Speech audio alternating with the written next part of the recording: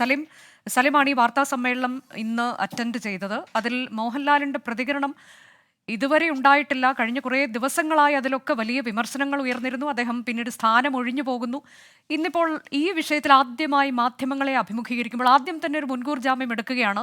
ഇത്തരം press കോൺഫറൻസുകൾ attend ചെയ്തുള്ള പരിചയമൊന്നും എനിക്കില്ല എന്നൊക്കെ പറഞ്ഞു കഴിഞ്ഞ് പിന്നീട് ചോദ്യങ്ങൾ ചോദിക്കുന്നതിന് മുൻപ് അദ്ദേഹം കുറേ കാര്യങ്ങൾ വിശദീകരിക്കുന്നു.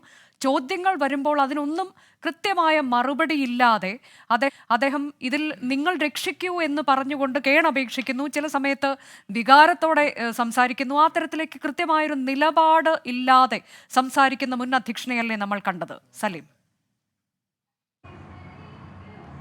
അനുജ, ഉറപ്പായും വിവാദങ്ങൾക്കിടെ ആദ്യമായി മാധ്യമങ്ങളെ കണ്ട മോഹൻലാലിൻ്റെ മുഖത്ത് നിഴലിച്ചത് അങ്ങേയറ്റം നിസ്സഹായതയാണ് എന്ന് പറയാതിരിക്കാൻ വയ്യ. മലയാളത്തിൻ്റെ തലപ്പൊക്കം മോഹൻലാൽ ഇതാദ്യമായി സിനിമയ്ക്ക് പുറത്ത് അങ്ങേയറ്റം നിസ്സഹായനായി കാണപ്പെട്ടു എന്നുള്ളതാണ് ഹേമ കമ്മിറ്റി റിപ്പോർട്ടിന് ശേഷം വന്ന ഈ വാർത്താ സമ്മേളനം തെളിയിക്കുന്നത്. പല കാര്യങ്ങൾക്കും അദ്ദേഹത്തിന് മറുപടിയില്ല എന്ന് മാത്രമല്ല, മറുപടി പറയാൻ ശ്രമിക്കുക പോലും ചെയ്തില്ല. പ്രധാനപ്പെട്ട വിവാദ വിഷയങ്ങളിലൊക്കെ അത്തരം മാധ്യമപ്രവർത്തകരുടെ ചോദ്യത്തിന് തനിക്കിതൊന്നും അറിയില്ല, തനിക്ക് മാധ്യമങ്ങളെ ഫേസ് ചെയ്ത് ശീലമില്ല എന്നുള്ളതുപോലുള്ള വിചിത്രമായ മറുപടികളായിരുന്നു മോഹൻലാലിൻ്റെ ഭാഗത്ത് നിന്നുണ്ടായിരുന്നത്. മാത്രമല്ല, വലിയ വിവാദങ്ങളാകുന്ന ചോദ്യങ്ങൾക്കൊക്കെ അതല്ലെങ്കിൽ ഹേമ കമ്മിറ്റി റിപ്പോർട്ട് കണ്ടെത്തലിനെയൊക്കെ അങ്ങേയറ്റം നിസ്സാരവൽക്കരിച്ചുകൊണ്ടായിരുന്നു മോഹൻലാലിൻ്റെ പ്രതികരണം. അതായത് അതിലേറ്റവും പ്രധാനപ്പെട്ട കാര്യമായി പറയുന്നത്, മലയാള സിനിമ എന്ന് പറയുന്നത് ഈ സമൂഹത്തിൻ്റെ വളരെ ചെറിയൊരു ഭാഗം മാത്രമാണ്.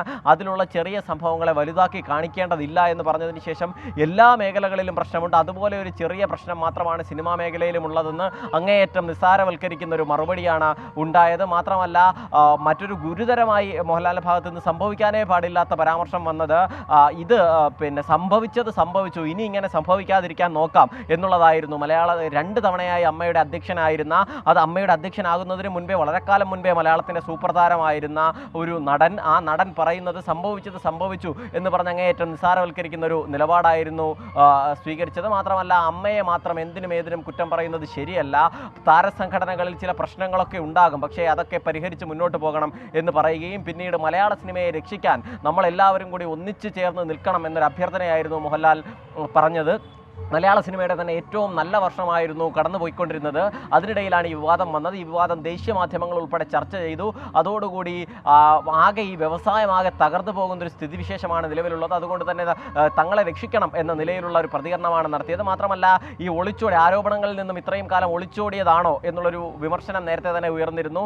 എന്നാൽ അത് ചോദ്യം ചോദിക്കുന്നതിന് മുൻപ് തന്നെ അതിൻ്റെ മോഹൻലാൽ മറുപടി പറഞ്ഞത്, താൻ എങ്ങോട്ടും ഒളിച്ചോടിയിട്ടില്ല, ഭാര്യയുടെ അസുഖം ഒപ്പം തന്നെ മറ്റു ചില സിനിമാ തിരക്കുകൾ കാരണം നാട്ടിലില്ലായിരുന്നു, അതുകൊണ്ടാണ് മാധ്യമങ്ങളെ കാണാതിരുന്നത്, അതല്ലാതെ ഒളിച്ചോടിയിട്ടില്ല, തനിക്ക് അതല്ലെങ്കിൽ തന്നെ മാധ്യമങ്ങളെ ഫേസ് ചെയ്ത് ശീലമില്ല, ചോദ്യങ്ങൾക്ക് മറുപടി പറഞ്ഞും ശീലമില്ല, നിങ്ങൾ ചോദ്യങ്ങൾ ഒരുപാട് കൊണ്ടായിരിക്കും വന്നിരിക്കുന്നത്, പക്ഷേ അതിനൊന്നും തൻ്റെ കയ്യിൽ ഉത്തരമില്ല എന്നുള്ളതാണ് മോഹൻലാൽ അതുമായി ബന്ധപ്പെട്ട് പറയുന്നത്. മാത്രമല്ല, പിന്നീട് ഈ ഹേമ കമ്മിറ്റി റിപ്പോർട്ടിന് ശേഷം തന്നെ ഈ സംഘടനയിൽ തന്നെ അഴിച്ചുപണി വേണമെന്നൊരു ആവശ്യത്തിന് ഈ വിമർശിക്കുന്നവർ ഈ നേതൃത്വത്തിലേക്ക് വരട്ടെ എന്നുള്ളൊരു പരിഹാസം കലർന്ന മറുപടിയാണ് പറഞ്ഞത്. അവർ നേതൃത്വത്തിലേക്ക് വരട്ടെ, തെരഞ്ഞെടുപ്പിനെ നേരിടട്ടെ, എന്തിനും തയ്യാർ എന്ന് പറയുകയും ചെയ്തു. ആരോപണ വിധേയരെ മാറ്റി നിർത്തുമോ എന്ന ചോദ്യത്തിന് അതിന് 2 മാസം കഴിയുമ്പോൾ എല്ലാം തെളിയുമല്ലോ എന്ന് മാത്രമായിരുന്നു പറഞ്ഞിരുന്നത്. ഇരയ്ക്കൊപ്പമാണോ വേട്ടക്കാരനൊപ്പമാണോ മോഹൻലാൽ എന്ന ചോദ്യത്തിന് ഈ പരാതിക്കാർക്കൊപ്പം നിൽക്കുമെന്നൊരു സാങ്കേതികപരമായ ഒരു മറുപടി പറഞ്ഞെങ്കിൽ പോലും ഈ കുറ്റാരോപിതരെ തള്ളിക്കളയുന്ന നിലപാട് മോഹൻലാൽ സ്വീകരിച്ചതുമില്ല. മാത്രമല്ല, ഈ പവർ ഗ്രൂപ്പിനെ കുറിച്ചുള്ള ഒരു ചോദ്യത്തിന് താൻ ആദ്യമായാണ് പവർ ഗ്രൂപ്പ് എന്ന് കേൾക്കുന്നത് പോലും, താൻ എന്തായാലും ആ പവർ ഗ്രൂപ്പിൻ്റെ ഭാഗമേ അല്ല